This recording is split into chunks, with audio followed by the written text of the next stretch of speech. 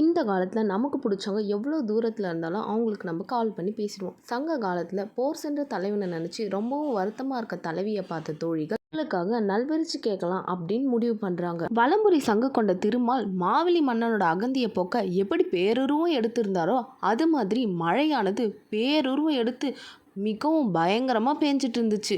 இப்படி துன்பத்தை தர மாலை பொழுதுல தோழிகள் கையில் முல்லை பூவையும் நெல்லையும் கொண்டு சென்று தெய்வத்தின் முன் தூவி தலைவிக்காக நல்விரிச்சு கேட்குறாங்க. அப்போ சிறு தாம்பு கயிற்றால் கட்டப்பட்ட கன்றுக்குட்டி ஒன்று ரொம்பவும் பசியோடு இருக்கு. அதை பார்த்த இடைமகள் குளிர் தாங்காமல் தன்னுடைய கைகளை கட்டி கொண்டு அதனிடம் சென்று, புல்லை மேய்ந்து உன் தாய்மார் வளைந்த கத்தியை உடைய கம்பை கொண்ட எம் இடையர் இப்போதே ஓட்டி கொண்டு வந்து விடுவார், வருந்தாதே என்று கூறினார். இதை தொலைவில் இருந்து பார்த்து கொண்டு இருந்த தோழிகள் தலைவியிடம் சென்று, நற்சொல் நாங்கள் கேட்டோம். போர் சென்ற தலைவன் பகைவரை வென்று விரைவில் வந்து விடுவார், நீ வருந்தாதே என்று அவளை ஆற்றுப்படுத்தினார்கள்.